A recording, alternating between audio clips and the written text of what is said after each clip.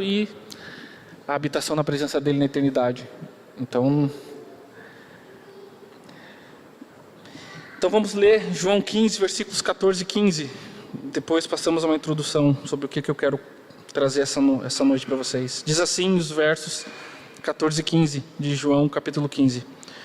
Vocês serão meus amigos se fizerem o que eu lhes ordeno.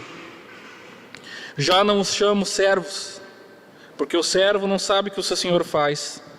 Em vez disso eu tenho chamado amigos, porque tudo o que eu ouvi de meu pai eu lhes tornei conhecido. Vou repetir mais uma vez. Vocês serão meus amigos se fizerem o que eu lhes ordeno.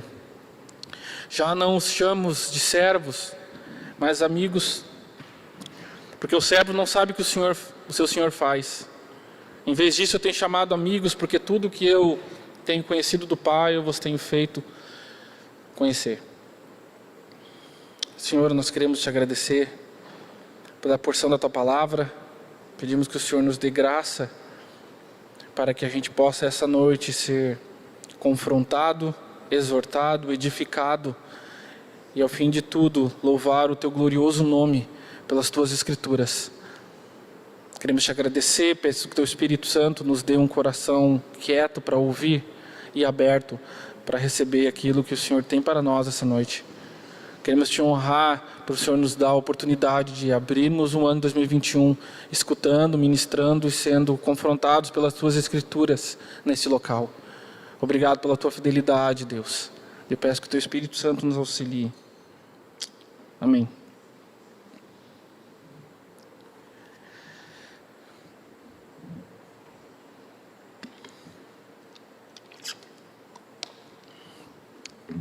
De forma introdutória, eu gostaria que vocês pensassem qual é o maior direito que nós defendemos ou lutamos, que temos, tanto nós como a sociedade na história. Qual o maior direito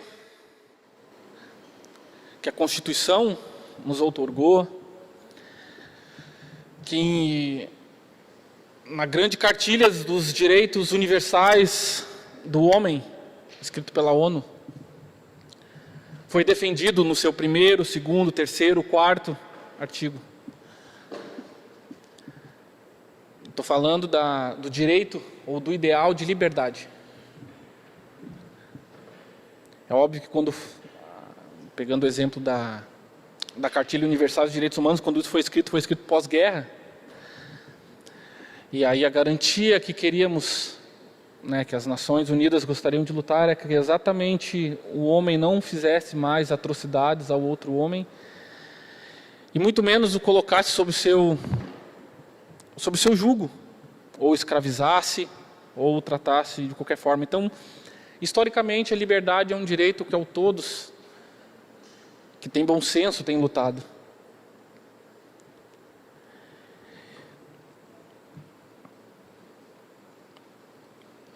E eu fico me perguntando qual é o conceito que nós cristãos temos de liberdade. Ou se realmente a nossa luta por liberdade ela se traduz num conceito moderno e de liberdade a qual todos nós, como seres humanos, aprendemos a lutar.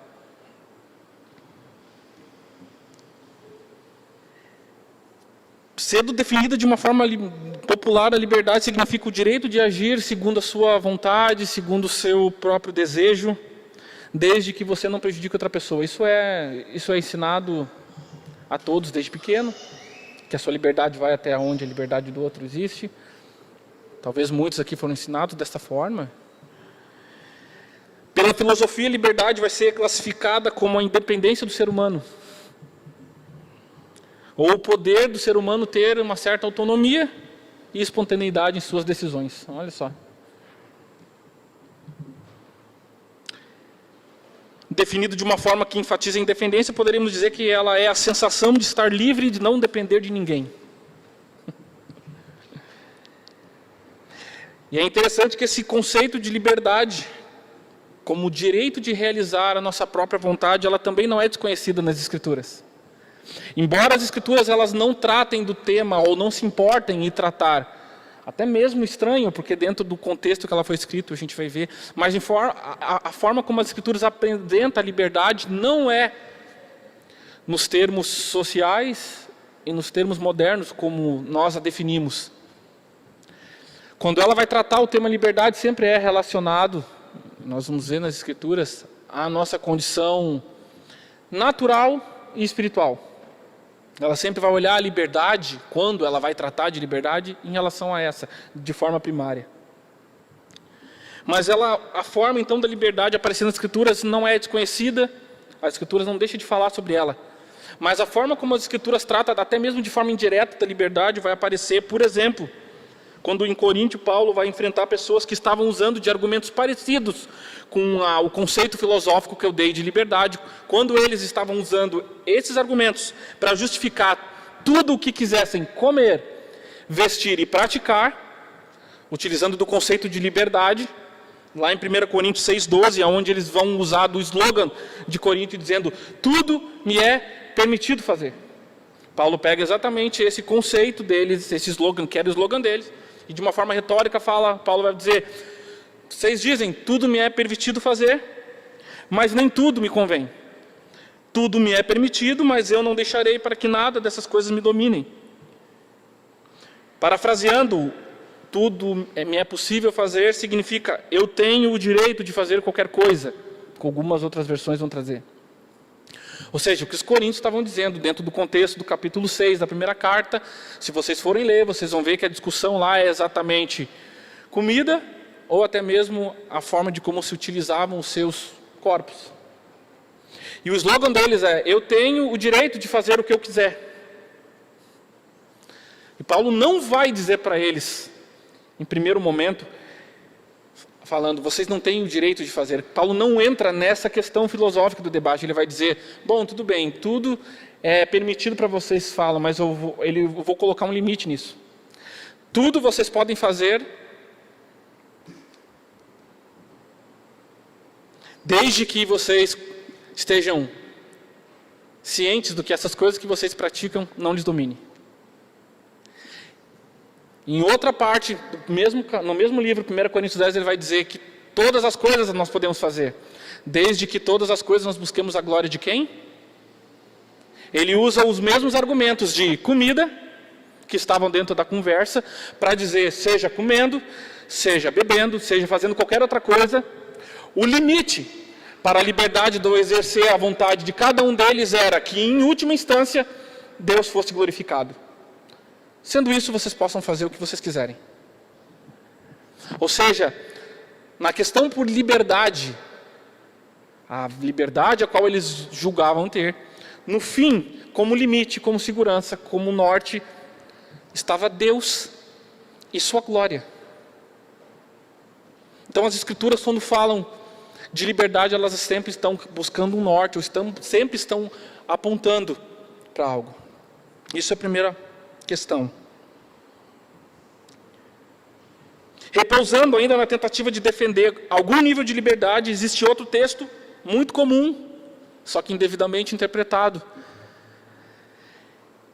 Devido a retirar, obviamente, o texto do contexto que também está na carta aos Coríntios, só que na segunda carta aos Coríntios, capítulo 3, versículo 17, é muito conhecido, nós cantamos, que diz, o Senhor é Espírito, e onde está o Espírito, ali há liberdade. Usamos... Crente é brincadeira, né? Crente usa exatamente, infelizmente, mas exatamente desta frase, sempre quando é colocado diante da parede ou acusado de estar fazendo algo que não devia. Essa frase parece que isso é automático no modus operandi do crente, né? Ele vai falar assim, tudo, eu posso tudo porque onde há o Espírito do Senhor, ali há a liberdade. Quase que sai em línguas assim. Mas o contexto de onde é retirado esse fragmento se refere a sermos, como eu disse inicialmente, libertos da cegueira espiritual que nos mantém cativos. Este é o contexto de 2 Coríntios 3. A liberdade aqui no texto tem sentido de o véu ser retirado da nossa mente diante da conversão ao Senhor. Então por isso que ele vai falar, onde está o Espírito do Senhor, ali as amarras, as vendas que mantêm as pessoas cativas ao império das trevas é derrubado. É nesse sentido que a liberdade é proclamada nas Escrituras.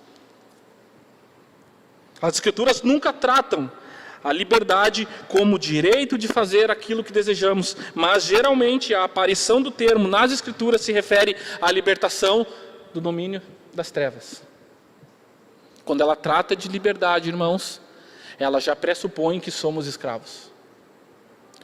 Quando as Escrituras vão falar em qualquer momento sobre liberdade, ou termos parecidos, ela sempre o trata o ser humano como escravo.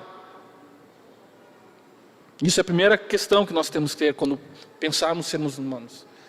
Como pensar em ser humano, as Escrituras tratam ele como escravo. E por que eu estou iniciando falando de forma introdutória da liberdade? Porque eu estou convencido que uma reivindicação do conceito popular de liberdade pode nos trazer um mau entendimento da nossa identidade como discípulos. Aqui está a questão. Estou convencido que uma reivindicação do conceito popular de liberdade, ela pode nos trazer um mau entendimento do nosso conhecimento, entendimento da identidade como discípulos de Cristo. Alguém não entendeu até agora o que eu falei? Tá bem? Tá difícil? É porque para mim sai em áudio bom som, né? Mas não...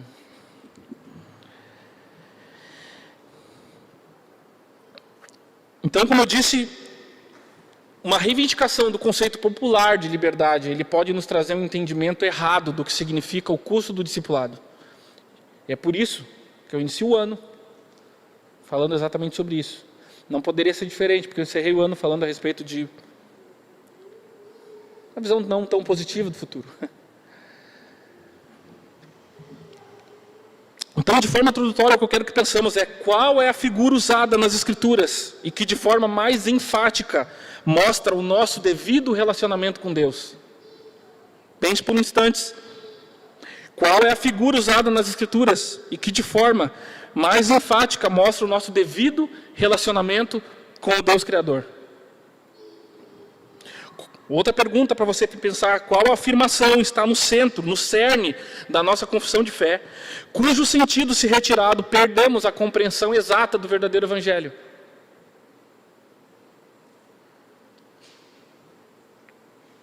Você já parou para pensar por que a confissão, a nossa confissão de fé, que nos leva à salvação, é confessar que Jesus Cristo é o Senhor, e não que Deus é um bom Pai? Você já parou para pensar isso? Alguma vez? Por que enfaticamente, quando é apresentado, não que a confissão de fé tenha que ser palavras, né, que você tem que dizer início, meio e fim, ela aparece de várias formas, mas o significado é sempre esse. Por que as Escrituras apresentam a nossa confissão de fé, sintetizando como alguns apóstolos fazem? Por que a declaração central da confissão de fé é que o Senhor Jesus é o nosso, ou que o Senhor Cristo Jesus é o nosso Senhor? Por que não... Nunca parou? Fiquei pensando. Porque não tem nada errado na confissão de que Deus, para aqueles que confessaram a Cristo, também é um bom Pai. Nós somos membros de uma família, nós somos embaixador. Todas essas questões são verdades, mas por que a confissão, ou que o cerne da confissão da nossa fé é um termo? Estava pensando esses dias. Todas as outras inscrições a respeito da nossa relação com Deus na Escritura são verdadeiras. Pai, filhos, amigos, embaixadores, co-herdeiros. Não tem nada errado. A resposta a essas duas perguntas que eu fiz para que pensássemos: qual a primeira? Qual é a figura usada na Escritura de forma mais enfática para mostrar o nosso relacionamento? E qual é a afirmação que está no centro da nossa confissão de fé? A resposta a essas duas perguntas se encontra devidamente na relação entre servo e senhorio, ou então, em outros termos traduzidos, mestre e escravo. Por isso o nome dessa mensagem, pensando no nome da mensagem, minha esposa muitas vezes fala: por que tu não dá nome para as mensagens? Então, pensando no nome, ela poderia ser Amigos embora essencialmente e eternamente escravos. Eu vou repetir. Amigos, embora essencialmente e eternamente escravos. O presente texto que nós lemos, João 15, que faz parte desse último discurso de Jesus, antes da sua paixão, que começa lá em capítulo 13, vai até 17, ele vai trazer nos versos 1 a 8 a metáfora, para quem se lembra do capítulo, a metáfora da videira verdadeira e os ramos.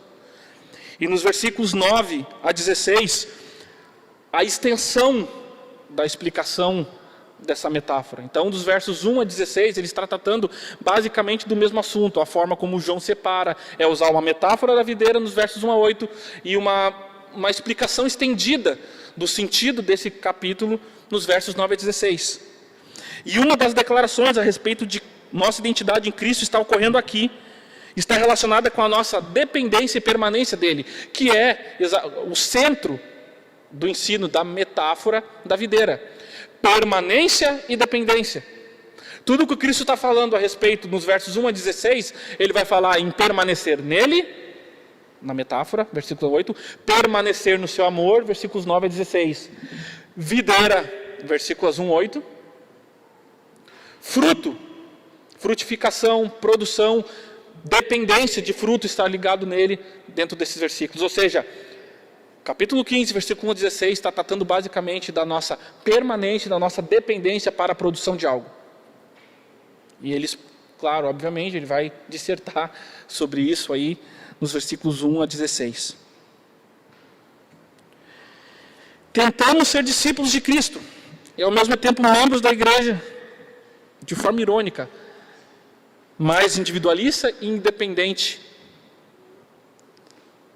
de qualquer outra forma possível que podemos ter, o que torna uma contradição com a própria questão da videira e da dependência dos seus ramos.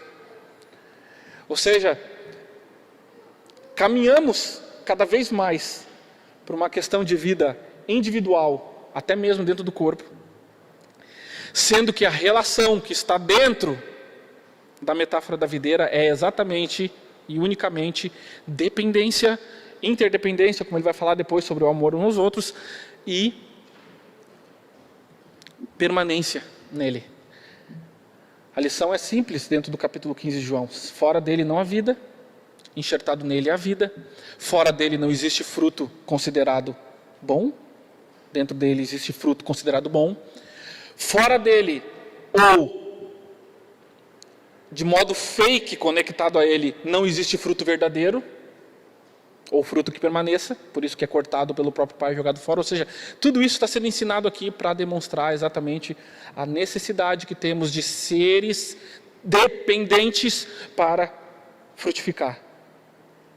E é dentro desse contexto maior do capítulo 15 que ele vai falar esses dois versos a respeito de dizer para os discípulos: já não vos chamo servos, mas amigos. Então a gente tem que interpretar esse verso dentro desse contexto. Tudo que a gente for falar sobre o que significa ser a identidade dentro desses versos está dentro desse contexto maior de dependência e permanência. Isso para a gente não fugir do sentido da palavra. Então eu vou fazer uma declaração e posteriormente uma viagem contextual que sustente essa afirmação, e aí eu vou voltar para a gente comentar o texto de João 15. E a minha afirmação central aqui hoje, única, para que a gente capte, e importante para a vida cristã de cada um de nós é essa: a essência de nossa relação com Cristo, embora possamos gozar de direitos inestimáveis e gloriosos por pertencer a Ele como membros de sua família, é de extrema submissão, obediência e fidelidade, de uma forma que esta relação não se caracteriza por uma tirania, devido à presença de voluntariedade e amor nessa relação. Portanto, o termo escravo é mais bíblico e mais correto, que traduz a nossa dependência e de sermos propriedade sua. E Senhor é o termo bíblico que o define sobre essa relação conosco e com tudo que é criado. Eu vou repetir. Tudo que eu falar a partir daqui por mais meia hora, 40 minutos, chega a essa conclusão. Se não chegar, errei. A essência de nossa relação com Cristo, embora possamos gozar de direitos inestimáveis e gloriosos por pertencer a Ele como membro da sua família, é de extrema submissão, obediência e fidelidade, de uma forma que essa relação não se caracteriza por uma tirania, devido à presença de voluntariedade e amor da nossa parte. Portanto, ter um escravo é mais bíblico e mais correto que traduz a nossa dependência e sermos propriedade.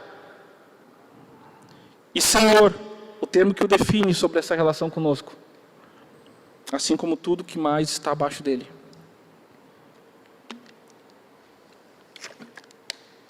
Meu primeiro objetivo é que não existe dúvidas, não vem existir dúvidas sobre o nosso papel na relação com Cristo. No momento de tanta heresia, que já é pregado e vai aumentar até o fim dos tempos, ao qual vai arranjar e vai amontoar pessoas que vão estar querendo ouvir exatamente aquilo. Paulo alertou sobre isso, que nos últimos tempos vão se amontoar com uma coceira nos ouvidos, querendo ouvir falsos mestres. No meio de tudo isso, o meu primeiro objetivo, nesse primeiro culto de ano, é reenfatizar o princípio primordial da nossa relação e da nossa profissão de fé a respeito de Cristo ser o nosso Senhor.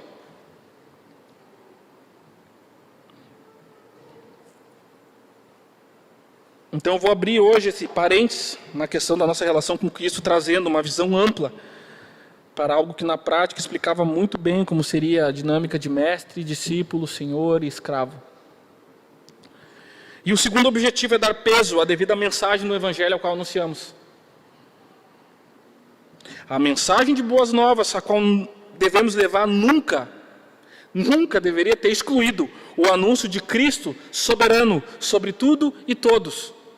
E quando eu falo sobre tudo, significa material, significa nível emocional, significa nível mental, sobre tudo. Esse é um jargão básico, é a nossa profissão básica de falar de Cristo ser o Senhor.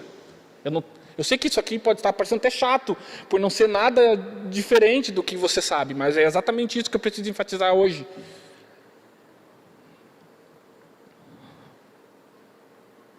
Então, logo, a relação entre nós e Cristo como Senhor, que eu darei hoje, ênfase, é a principal característica que não podemos esquecer de quando anunciar o Evangelho a alguém.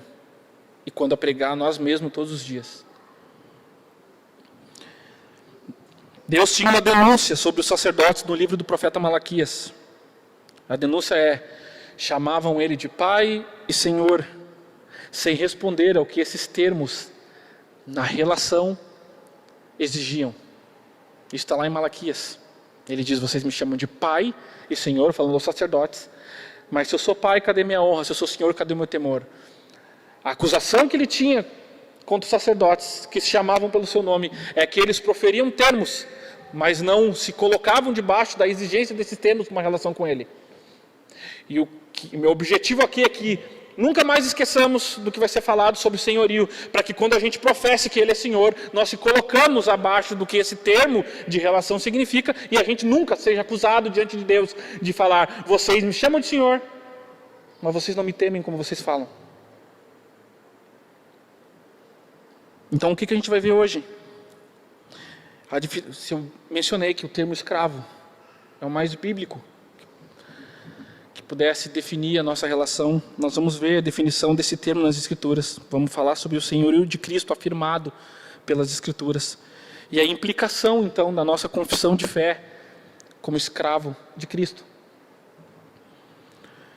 Olhando para as Escrituras, falei sobre escravo, mas, Gerson, quando eu leio isso, eu não vejo esse termo. Então, o primeiro ponto, servos ou escravos?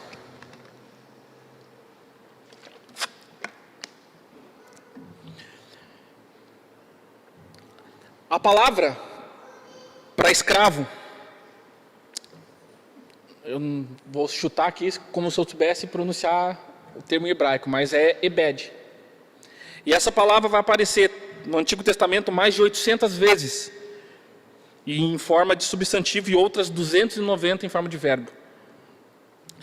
E todos os comentaristas vão dizer que a ideia mais básica desse termo hebraico ebed significa escravo.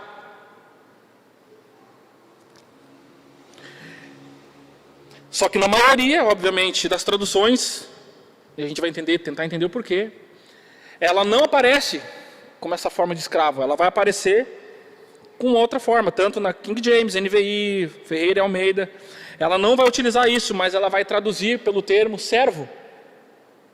Aí sim você vai dizer, bom, eu só enxergo essa palavra, e sim, se eu espremer as escrituras, vai correr servo, servo, servo, independente da versão. Esta vai ser exatamente o termo enfatizado aí mais de 1.200 vezes só no Antigo Testamento. Então esse termo é conhecido por nós, servo, servo do Deus vivo, homem, varão, servo, está no nosso linguajar, não é?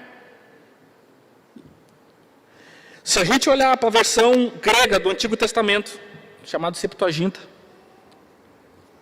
é anterior ao tempo de Cristo, ela vai traduzir o termo hebraico ebed, que significa escravo, exatamente com a mesma estrutura grega do Novo Testamento, que é doulos.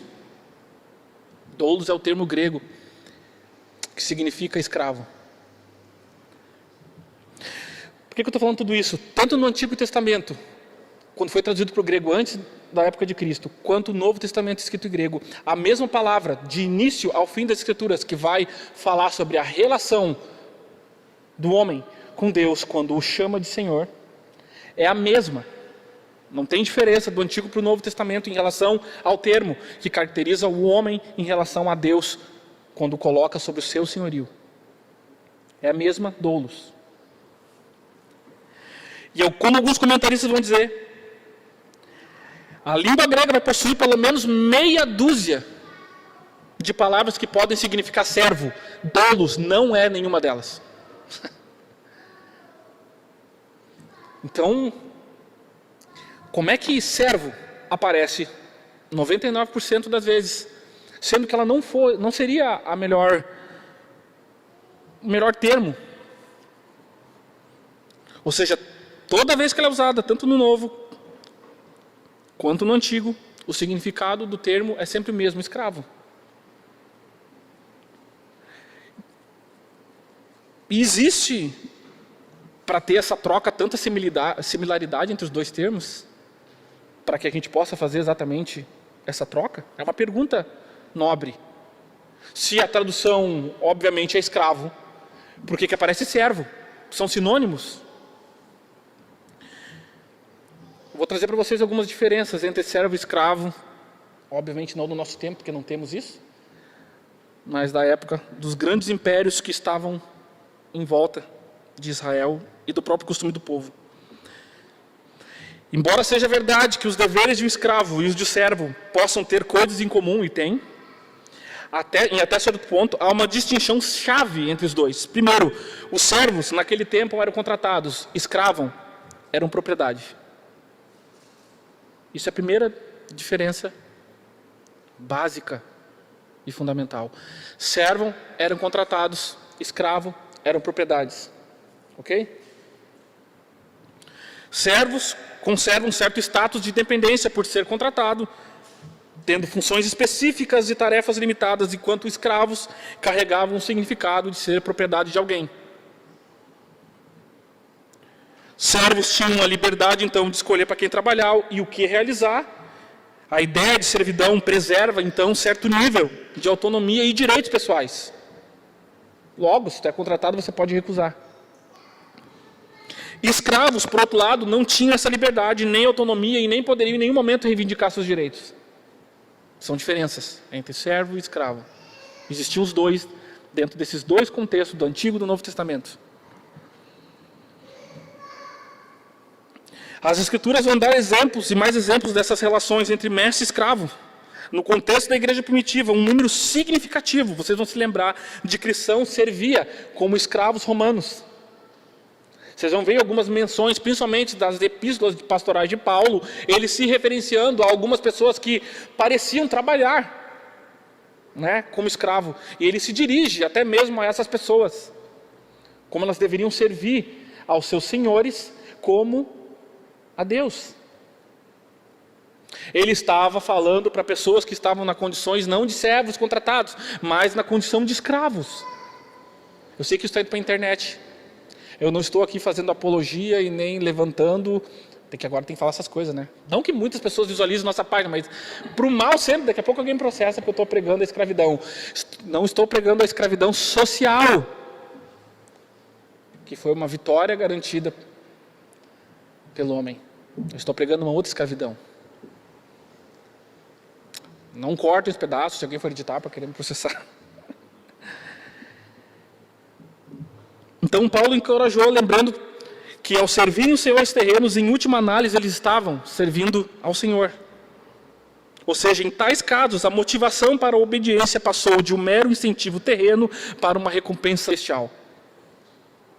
Por exemplo, aos escravos de Colossos, que estavam dentro da igreja de Colossos, Paulo escreveu: escravos, obedecei em tudo ao vosso Senhor segundo a carne, não servindo apenas sob vigilância, visando tão somente agradar a homens, mas em singeleza de coração, temendo ao Senhor. Tudo quanto fizerdes, fazei de todo o coração para o Senhor e não para homens. A Cristo, ao Senhor, é que vocês estão servindo. Colossenses 3, 22 a 24.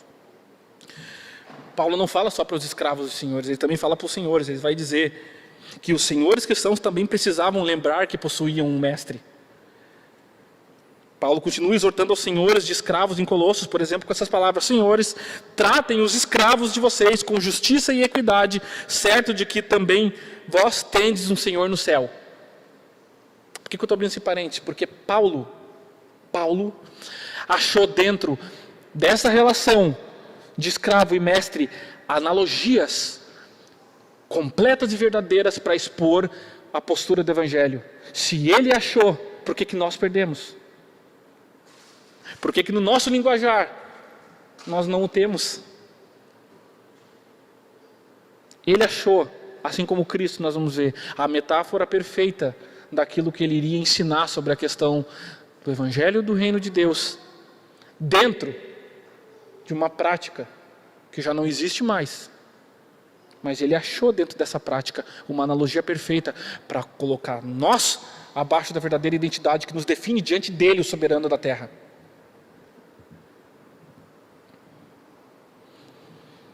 Todos esses exemplos de relações estão tratando de senhores e escravos, e Paulo vai se utilizar então dessa analogia para Cristo. A questão é, qual a razão então para que as traduções mudassem? Um termo traduzido de uma forma diferente não significa que caiu por terra a inerrância das Escrituras. Tem que abrir esse parênteses aqui para que vocês não entendam que eu estou falando que as Escrituras falham ou que elas não são verdadeiras.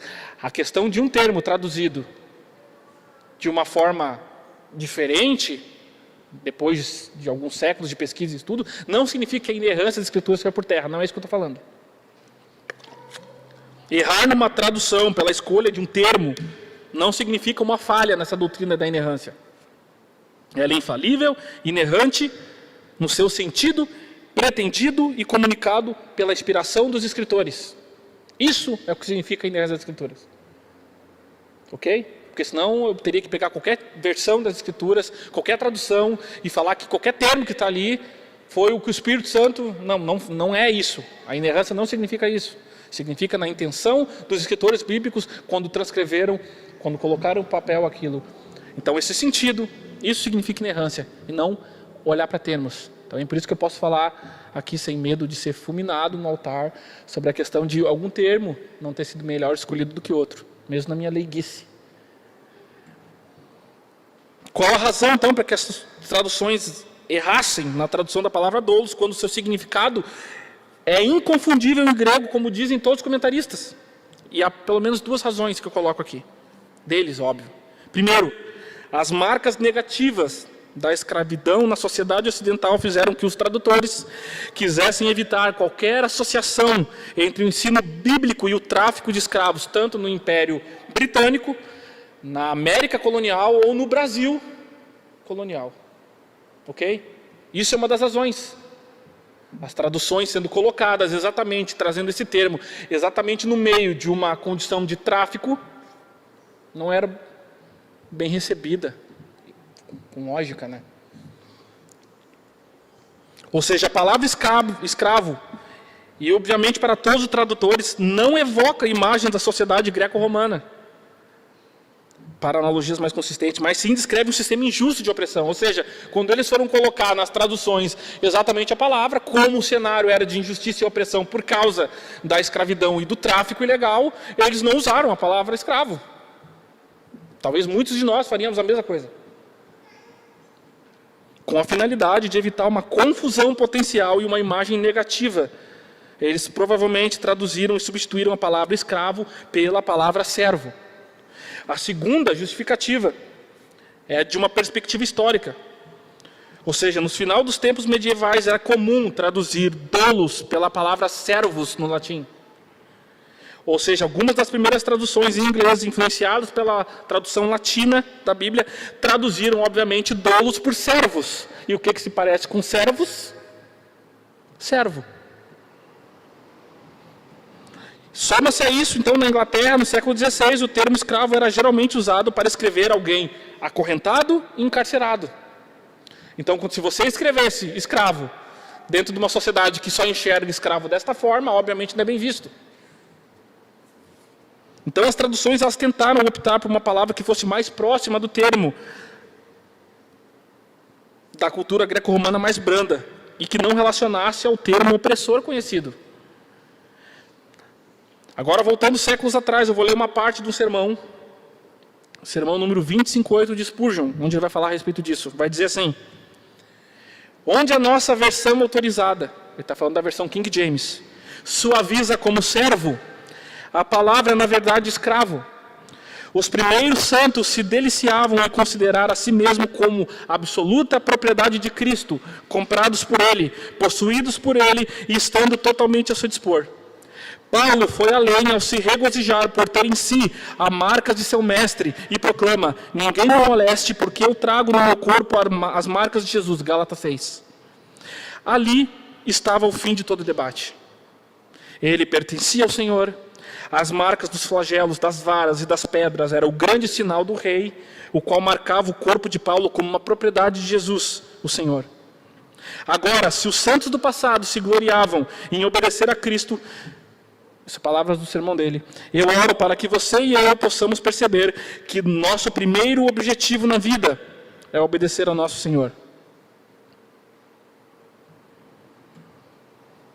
Mas a gente só está olhando para a questão da tradução de uma palavra, né? Será que o contexto cultural apoia o uso de escravo como um ressignificado na época de Cristo? O pano de fundo cultural, eu já falei isso algumas vezes, o pano de fundo cultural do Império Romano era 1/5 de toda a população escrava. Isso dá aproximadamente, como dizem alguns historiadores, 12 milhões de escravos vivendo no Império Romano na época de Cristo. 1/5 da população é o bastante para sacudir a economia. Confere? Esses escravos, eles eram capacitados. Eles estavam no meio das lojas, eles eram médicos, eles eram administradores de casas, eles eram tutores de crianças. Eu estou falando isso porque a nossa imagem como escravo, se nós não olharmos exatamente o que era o contexto ao qual Cristo se utilizou para usar da metáfora de escravo, nós não vamos realmente entender. Mas na época funcionava dessa forma. Eles estavam caminhando na rua, eles estavam em todos os cantos, eles estavam no meio dos sermões de Cristo, eles estavam sentados dentro da igreja, eles caminhavam junto com os outros que eram livres. Está entendendo? Imagine você andando onde 1/5 das pessoas que estão aqui pertencem a senhores e depois vão voltar para suas casas, com as coisas provavelmente compradas, as listas de tudo o que falta nas despensas realizadas e os serviços externos realizados. Isto era o habitat, a normalidade, a qual Cristo, no contexto ao qual Cristo pregou, ao qual os apóstolos viveram, ao qual os apóstolos escreveram cartas às igrejas. Esta era a realidade do Império Romano. Eles eram capacitados, e lembre-se que escravos era geralmente feito escravo por duas questões: ou venda por causa de dívida, esses sim eram geralmente os escravos mais pobres, mas a grande maioria que foi incorporada ao Império foi de conquista militar, correto? De quem o Império Romano herdou os grandes despojos militares da Grécia. Quem que ia geralmente para as guerras? Quem é que já viu aqui os 300? Esse filme educativo, quem já viu? Era só ferreiro, era só gente pobre, era só plebeu que ia para a guerra, ou também era grandes comandantes, letrados, generais? Agora imagina essas pessoas sendo subjugadas e virando escravos.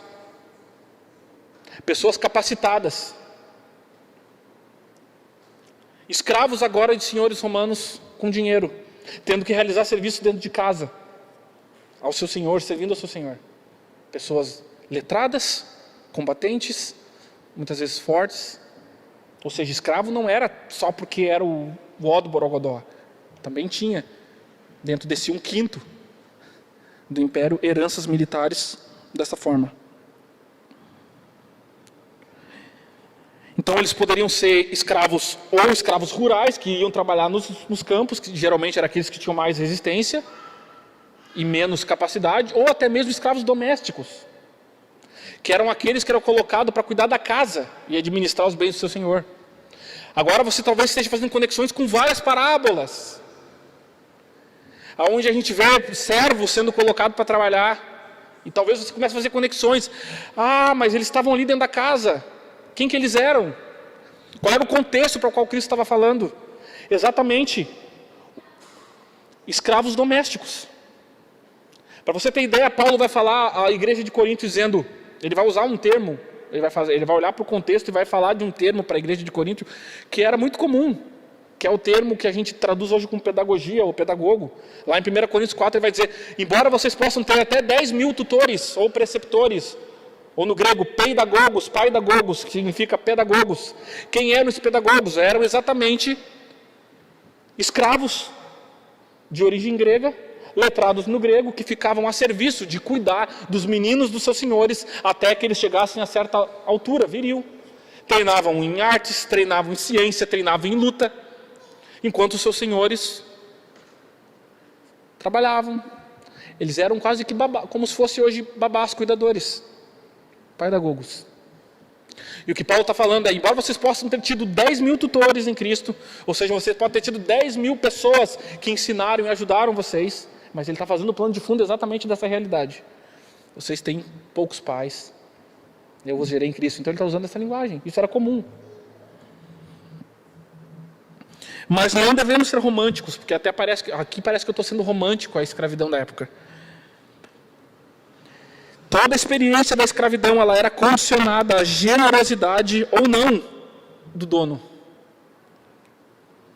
Em princípio, o escravo não tinha direitos, tampouco status legais. Ele era um bem pessoal de seu dono. Mas como resultado, um escravo poderia ser tratado, considerado uma peça de propriedade. Ele estava completamente à mercê do possuidor. O sucesso dele, além da sua própria capacidade interior da sua vida, estava relacionada unicamente à bondade do seu senhor. Como o professor de história Scott Bart esclarece, a experiência de alguém na escravidão naquela época dependia quase que inteiramente dos costumes da família, do seu proprietário, dos tipos de negócio, da classe social que seu mestre pertencia e do próprio caráter do seu senhor. Então, partindo do entendimento que os discípulos compreendiam a analogia completa dos discursos de Jesus sobre chamar eles de escravos, partindo que eles entendiam isso, e que os próprios discípulos estavam rodeados dessa realidade, como que eles compreenderam e aplicaram isso à sua identidade, então, em relação ao seu mestre? Se eles sabiam disso, o que eles interpretavam nessa relação? Algumas verdades que eles compreenderam. A primeira, um escravo deve agradar de forma única e incomparável ao seu senhor. Este, por exemplo, era o entendimento de Paulo. Em Gálatas 1:10 ele diz, porventura, procuro eu agora o louvor dos homens ou a aprovação de Deus? Ou estou tentado a ser apenas agradável às pessoas? Se ainda estivesse buscando agradar a homens, eu não seria escravo de Cristo. Eu vou ler essa última parte. Se eu ainda estivesse buscando agradar a homens, eu não seria escravo de Cristo. Paulo entendia uma coisa sobre a sua relação com o Senhor Jesus: não havia espaço no relacionamento dele para agradar mais de um Senhor. E não foi só Paulo que disse isso. Obviamente, Cristo ensinou isso. Gente, naquela época um senhor poderia ter centenas ou milhares de escravos, mas os escravos não poderiam ter mais de um senhor. Entende? Quanto mais a pessoa fosse rica, quanto mais o cidadão pudesse ter dinheiro, ele poderia ter centenas de escravos a seu funcionamento. Agora, esses escravos, eles não tinham, divisão. Eu sirvo um pouco a esse outro senhor de escravo. Não, os escravos eram definidos como leais a um só senhor. Mas então Mateus 6:24, quando Cristo vai dizer que ninguém pode servir a dois senhores, pois ele vai odiar um e amará outro, ele vai se dedicar a um e vai desprezar a outro. E ele vai dizer: vocês não podem servir a Deus, ou no caso, a outro como dinheiro. Ele está falando para quem? Para discípulos dentro de um contexto onde escravos estavam aos seus redores. E notem a relação que Cristo faz no verso 24 entre servir e agradar. Ninguém pode servir a dois senhores, pois odiará um e amará outro. Notem que a relação para Cristo, quando ele fala de escravo e de senhorio, envolvia amor, respeito.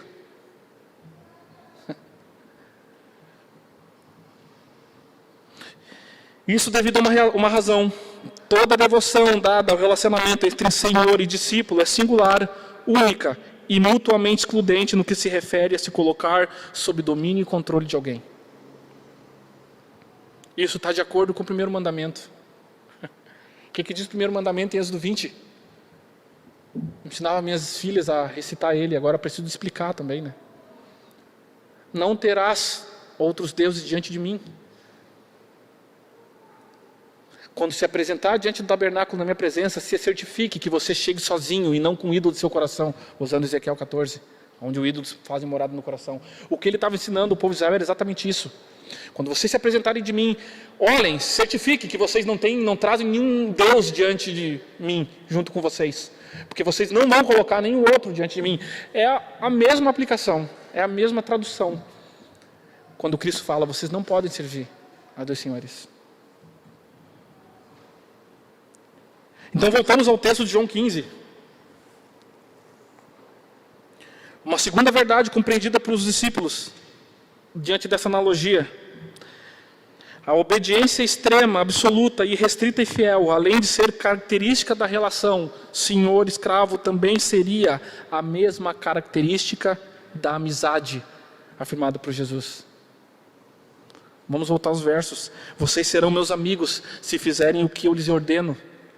Já não os chamo servos, porque o servo não sabe o que o Senhor faz. Em vez disso, eu tenho chamado amigos, porque tudo que eu ouvi do meu Pai, eu lhes tenho tornado conhecido. Então esse texto é muitas vezes definido para afirmar como se nós estivéssemos dentro de uma classe privilegiada de cristão. Não é? Eu não sou mais servo, eu cresci na vida. Agora eu sou amigo de Deus. Eu sou amigo de Jesus. Servo? Ele mesmo disse que já não me chama mais de servo. Será que é isso que está sendo dito aqui? Será que isso, dentro do contexto do capítulo ou mais amplo das Escrituras, é assim que era para ser interpretado exatamente isso? Ou será que é uma interpretação que está muito mais associada à nossa vontade de liberdade moderna? Dizer que escravo não me soa bem, amigo é melhor.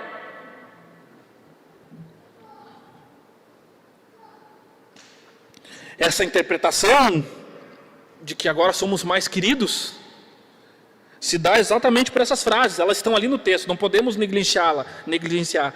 Estão lá: já não os chamo escravos.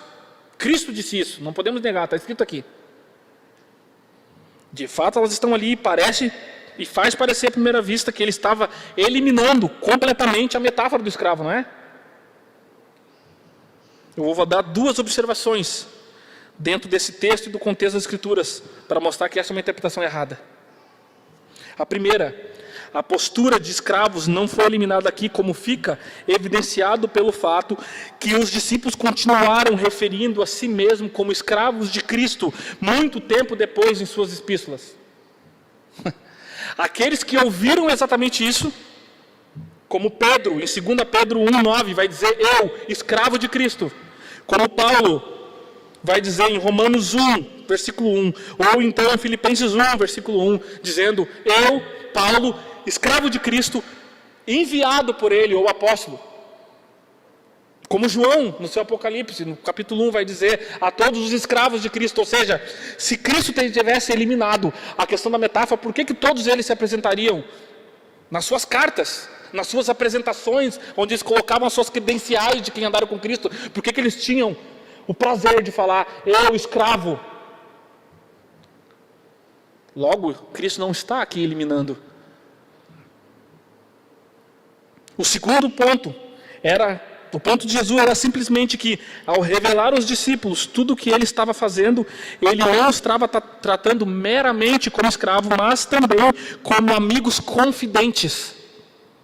Não chamar mais de servos não significa que estaríamos libertos do seu senhorio, mas sim que ele, além do senhorio, compartilharia conosco, de forma deliberada, o entendimento do seu plano.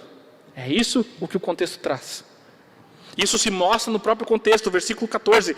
Vocês são meus amigos se fizerem o que eu lhes ordeno.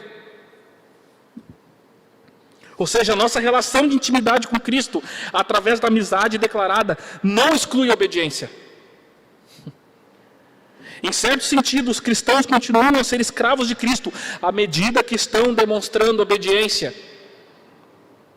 Ou seja, então, a distinção que Jesus apresenta entre escravo e amigo não é distinção entre obedecer e não obedecer, mas sim a distinção entre entender e não entender.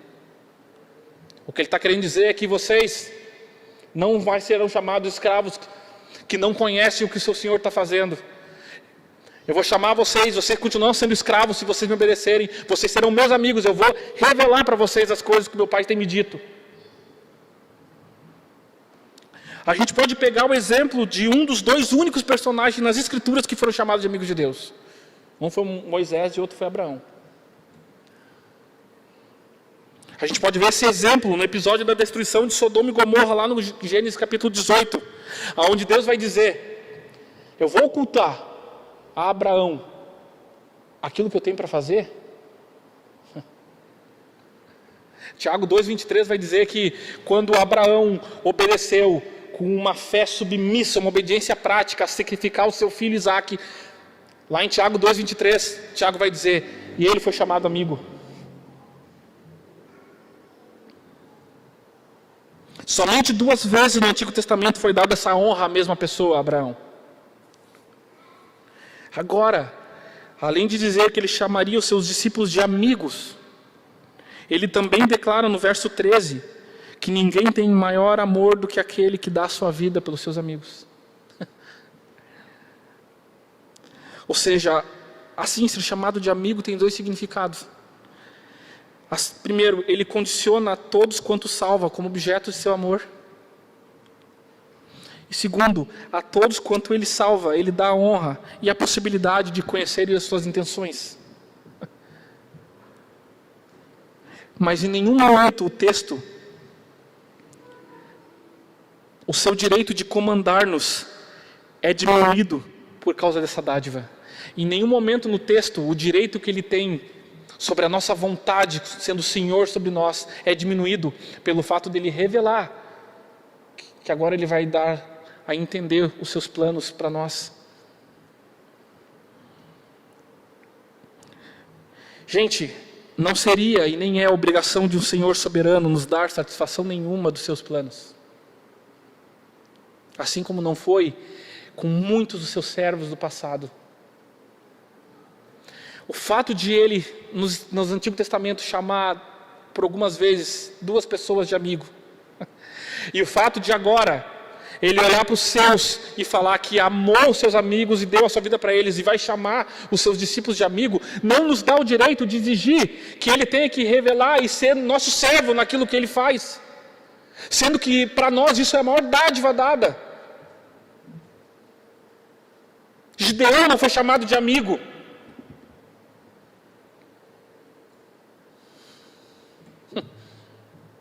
Salomão não foi chamado de amigo.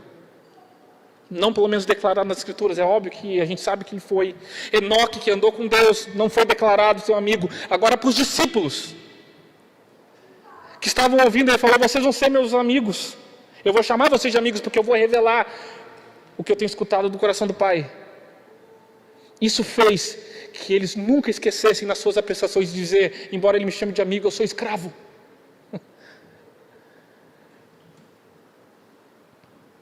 Terceira verdade compreendida pelos discípulos através dessa relação de escravo de Cristo.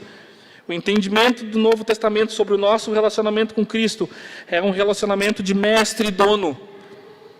Nós somos sua possessão, Ele é Rei, Ele é Senhor, Filho de Deus, nós somos seus súditos subordinados. Por isso, a palavra que mais vai fazer sentido para nós é: vocês que confessaram o nome dEle como Senhor, vocês são escravos. Nunca esqueçam disso, vocês são escravos. Pode ser apóstolo, pode ser enviado, pode receber as maiores revelações direto do coração do Pai. Nunca deixe você esquecer disso. Vocês são escravos. Escravos dEle, propriedade dEle, marcados por Ele. Ele colocou o Espírito Santo em cima de você, não só porque você queria, Ele colocou porque isso é uma marca. E isso não está resumido ao tempo de pecado que nós vivemos. Senão não teria dado o título de eternamente escravos, vocês vão ver por quê.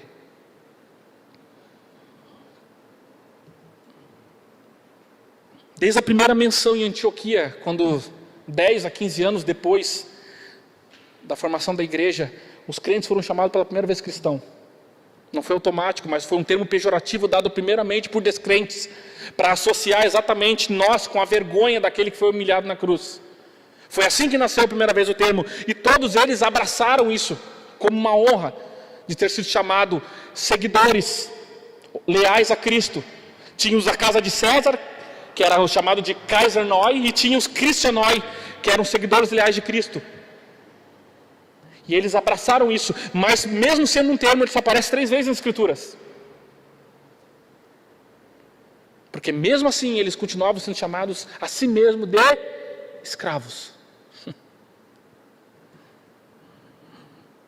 As Escrituras vão descrever vocês de estrangeiro, é verdade, forasteiro, é verdade, cidadão do céu, é verdade, luz do mundo, sal da terra, herdeiro de Deus, cordeiro com Cristo, membros do corpo, ovelha do seu pasto, tudo isso de uma forma infinitamente menor do que escravo.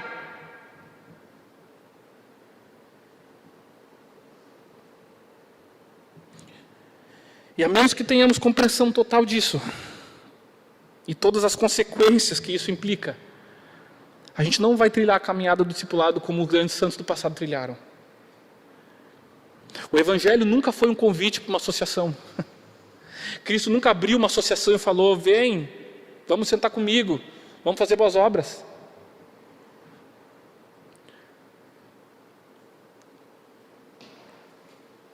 Não é? Mas muitas vezes é assim quando a gente quer evangelizar alguém, não é?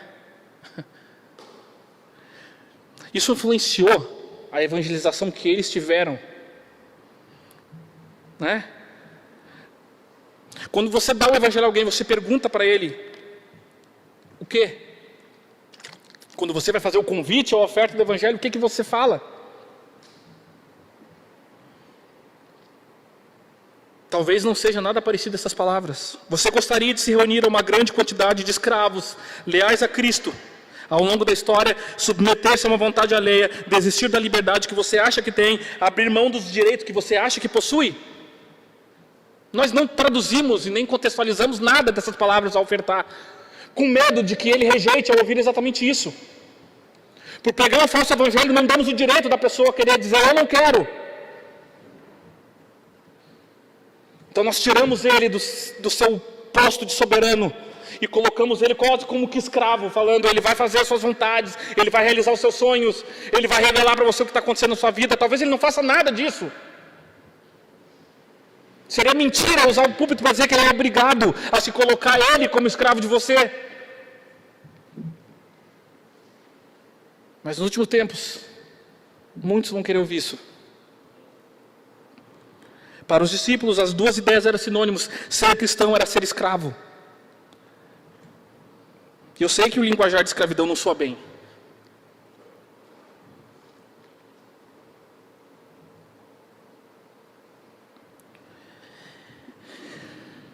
No Antigo Testamento, nós somos chamados a se tornarmos propriedade exclusiva. Isso já vem lá desde o chamado de Israel, Êxodo 19, 5. O convite da libertação do faraó nunca foi o convite para autonomia.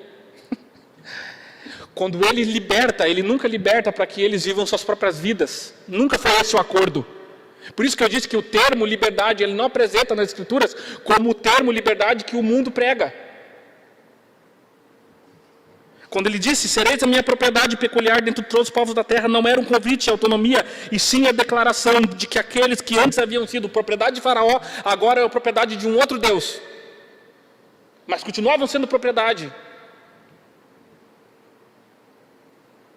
Levítico 25, 55 diz, porque os israelitas são os meus escravos, os quais eu tirei da terra do Egito, eu sou o Senhor Deus de vocês.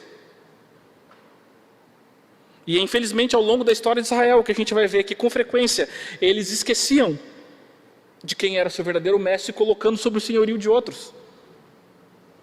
Toda a idolatria é interpretada exatamente nesses termos, quando eles colocavam um outro senhor acima deles, e eles se colocavam escravos daqueles que eles se colocavam como senhor.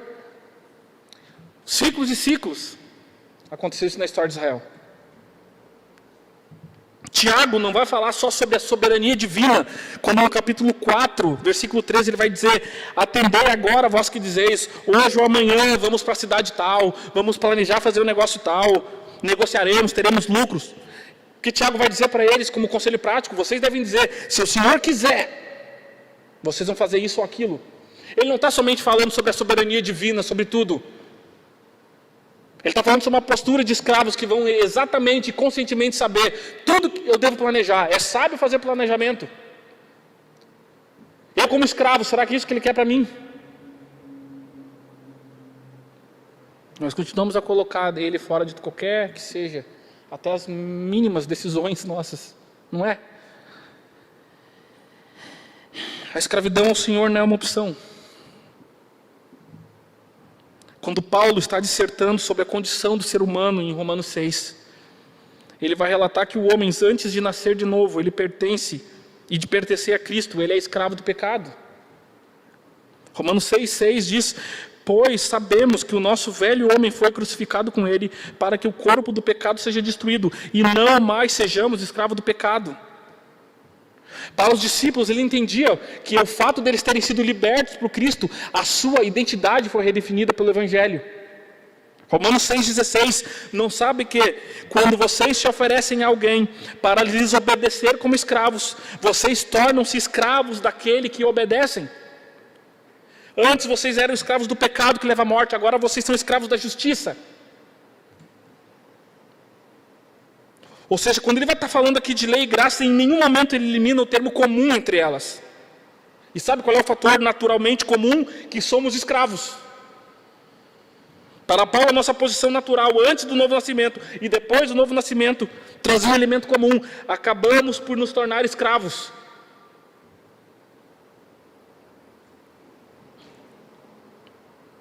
Quando Cristo pregou aos seus compatriotas judeus que se orgulhavam e colocavam sua esperança de salvação no fato de serem participantes da etnia de Israel, o que Cristo vai dizer para eles confrontando? Eles falando, dizendo, nós somos livres, nós somos filhos de Abraão. Em João 8,31, Jesus vai dizer para eles, se vocês permanecerem firmes na minha palavra, verdadeiramente vocês serão meus discípulos. Aí vocês vão conhecer a verdade vos libertará. Eles responderam, somos descendentes de Abraão, nunca fomos escravos de ninguém. Como você pode dizer que a gente vai ser livre? Jesus respondeu, todo aquele que vive pecando é escravo do pecado. Aqueles que achavam que eram livres, Sempre foram escravos, porque no seu DNA, na sua natureza, estava o pecado. Então a questão não é se temos liberdade ou não. A questão não é se termos liberdade absoluta, porque as Escrituras já dizem que não temos. A questão é a quem que vamos decidir ser escravo. A quem vamos se colocar como escravo? Isso foi a grande questão, um dos grandes pontos da reforma. Foi exatamente isso. Chamado posteriormente de doutrina da depravação total, mas quando ela nasceu exatamente disso, do debate entre dois monges, um chamado Lutero, outro chamado Erasmo de Roterdã. Um defendendo exatamente que o homem tem uma liberdade, uma vontade de poder de alguma forma chegar a Cristo. Essa posição de Erasmo, no seu livro Livre-Arbítrio, ele publica exatamente isso. Lutero toma aquilo como uma afronta contra a verdade e publica o seu livro Nascido Escravo. Na verdade não é Nascido Escravo, é a Escravidão da Vontade. Nascido Escravo a tradução que a Fiel trouxe, mas a escravidão da vontade. Ele vai defender exatamente isso. Que o homem desde a sua natureza ele já é escravo por causa da queda.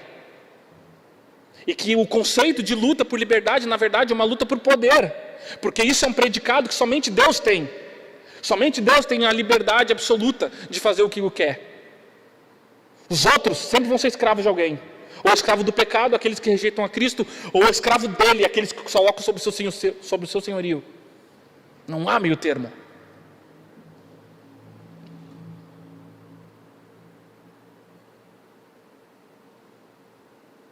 Romanos 7,14 diz: sabemos que a lei é espiritual, eu contudo não sou, pois fui vendido como escravo ao pecado. Então, somente por causa disso, uma palavra que deve ser a nossa canção diária é redenção. A palavra redenção, ela vem exatamente do contexto da liberdade e da alforria do escravo. Até essa palavra tem essa conotação. Ela tem duas palavras que é usada nas Escrituras, que é traduzido como redenção. A primeira é agorazo, que significa comprar ou adquirir. E a segunda, litro, que significa dinheiro do resgate pago pela alforria dos escravos. Então ambos têm o mesmo significado de mercado. Se refere à compra ou à transação, especialmente a compra de um escravo com vistas à sua libertação. Quando você lê a respeito do sangue poderoso de Cristo que comprou, você tem que entender isso. Que isso foi uma transação, onde o sangue valioso dele comprou. E você, voluntariamente, deliberadamente, seja como você quer chamar, você se colocou sobre essa transação. Dando direito, como se ele já não tivesse sobre a criação, de que ele ser o seu senhor e você ser propriedade dele. Comprado por um alto preço, preço de sangue. Essa é a metáfora do pagamento, da redenção, pela compra, pela liberdade de um escravo que antes vivia escravizado a Satanás. E agora foi libertado ou redimido por ele. E caso você pense, não, mas essa figura de linguagem é somente para essa vida. Não seremos, essa posição de escravo é porque está relacionado com a queda. Quando formos glorificados, se estivermos na presença dele, você é livre. Você é livre para fazer o que eu quiser, para voar até Marte, navegar pelo universo infinito, fazer o que me der na telha.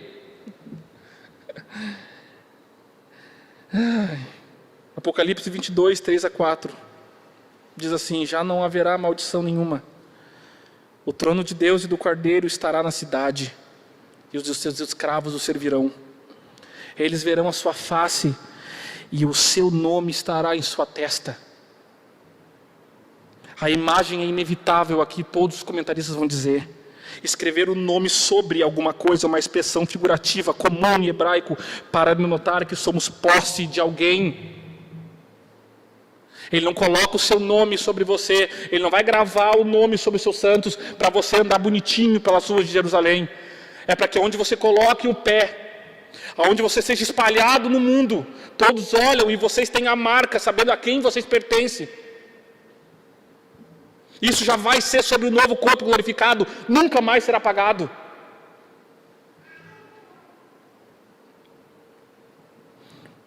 Medite nas palavras de Apocalipse 3,12. Farei do vencedor uma coluna no santuário do meu Deus, e dali ele jamais sairá. Escreverei nele o nome de Deus e o nome da cidade do meu Deus, a Nova Jerusalém, que desce do céu, e também nele escreverei o meu novo nome. Ou seja, para a igreja de Filadélfia, uma das 7 igrejas da Ásia, a mensagem ao anjo que é trazida àquela igreja para confortar eles, a promessa que é dada a eles era a seguinte: diante da fidelidade deles em todo o tempo da provação, a recompensa que seria uma estampa eterna de uma marca que mostraria que eles primeiro serviam a Cristo, o nome do Senhor, a quem eles pertenciam, ou seja, a cidade de Jerusalém, e a família a qual eles representavam, o nome do seu Deus. 3 marcas: Cristo, Deus e a cidade, para não ter nenhuma dúvida a quem você serve, a pátria que você pertence, quando você estiver trilhando por essa terra no futuro.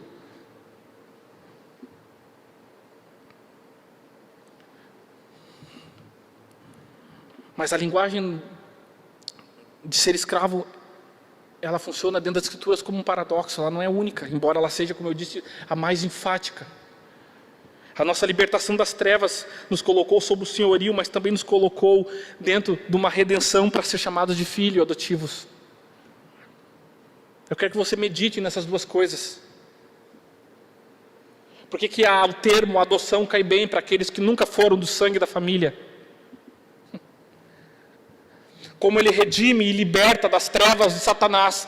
E quando ele chama, ele não só deixa como escravo, primeiro chama de amigos, revela a intenção do coração, e depois, como era a prática, alguns escravos poderiam se tornar da família, oficialmente, carregando o nome, com todos os direitos.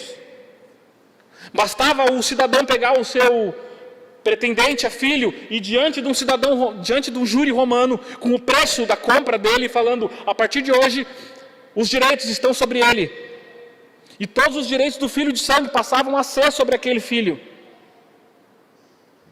Foi isso que ele fez quando nos redimiu. Não só trouxe para ser a sua própria posse, seus próprios escravos fiéis submissos, mas também membros de uma família. Gálatas 4:5, a fim de redimir os que estavam sob a lei, ou seja, eram escravos do pecado, para que recebêssemos a adoção de filhos. Ou seja, quando as Escrituras vão falar que nos tornamos amigos, co-herdeiros, ela está se referindo aos laços íntimos que repousam sobre o caráter dessa redenção.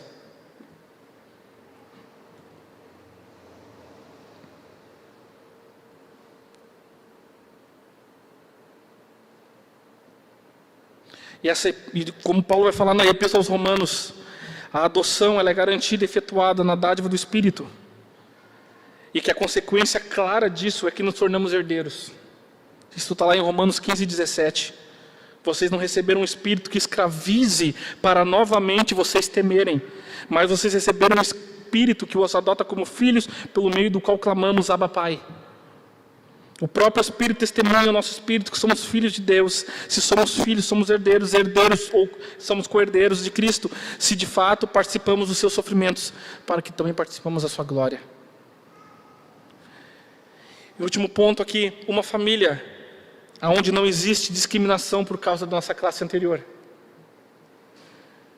Na união que fomos colocados para essa família, o autor de Hebreus diz que não existe discriminação por parte do irmão mais velho, por não sermos naturais como ele é. Lá em Hebreus 2:11 vai dizer: ora, tanto o que santifica, Cristo, quanto os que estão santificados, provém de um só.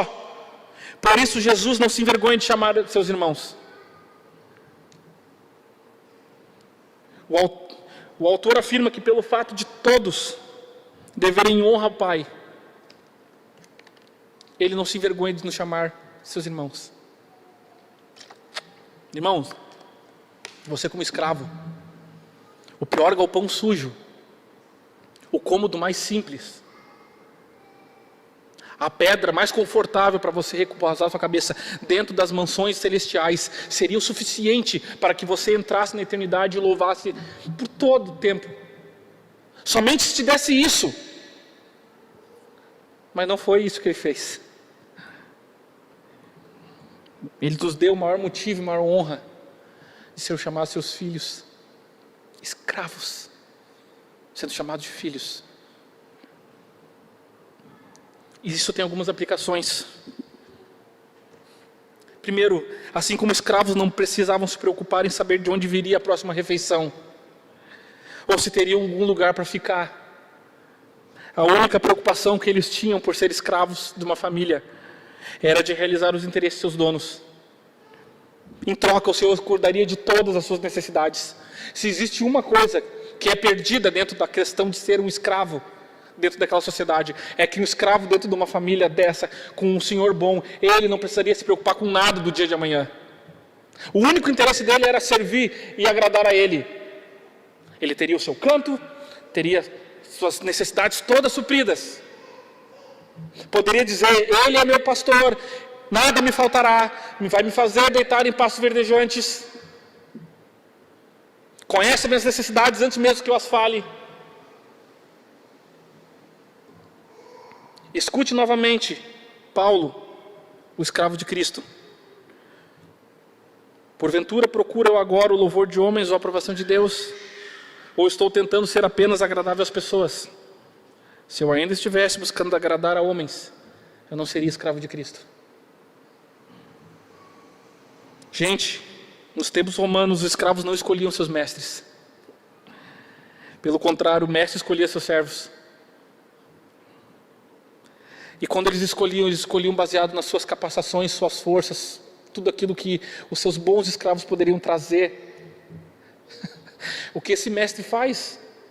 Ele procura os loucos, ele chama os fracos, ele chama aqueles que não são, para que tudo aquilo que eles vão frutificar e produzir dentro da sua casa nunca possa ser olhado como mérito seu, como desenvolvido por suas forças, a sua escolha, desde para ser escravo até se tornar filho. Quando ele colocar os pés nas mansões celestiais, ele vai dizer graça. Vai estar escrito, estampado no chão, cada passo que ele der na eternidade, graça.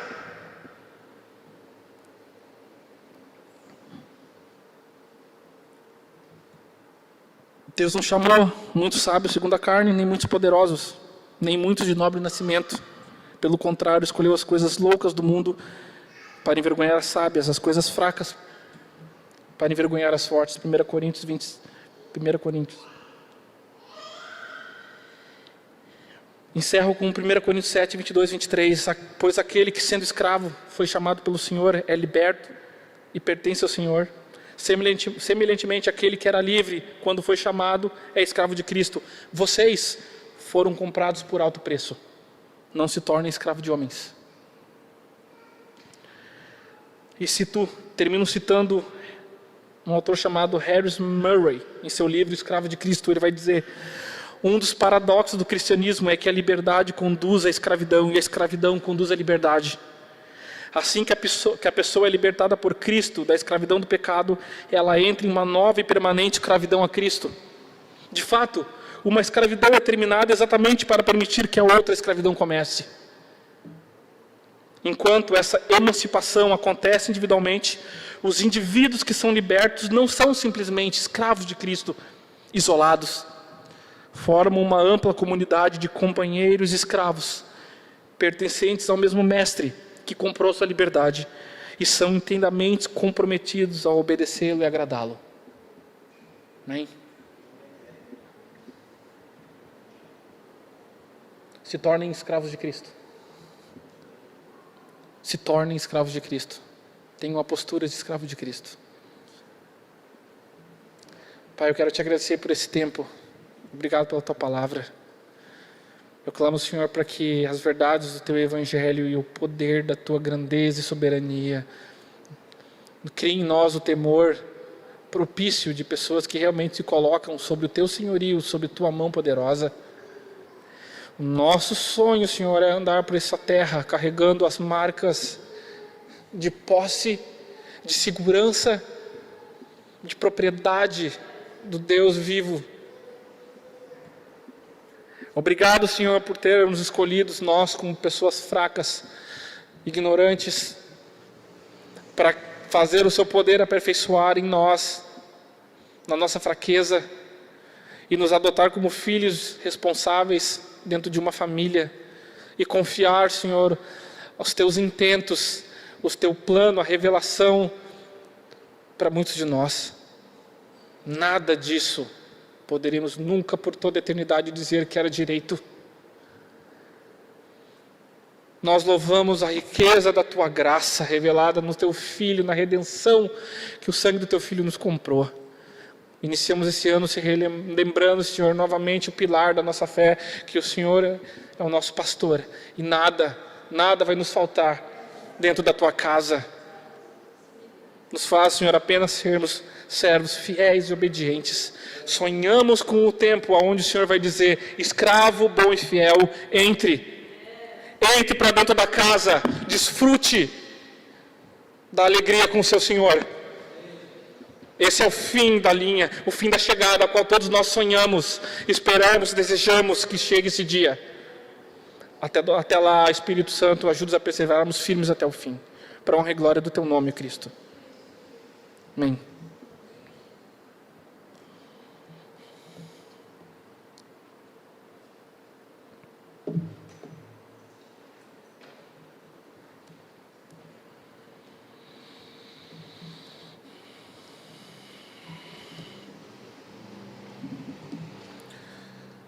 Desculpa pelo atraso, todos estão despedidos. Que Deus abençoe a semana de vocês. Essa semana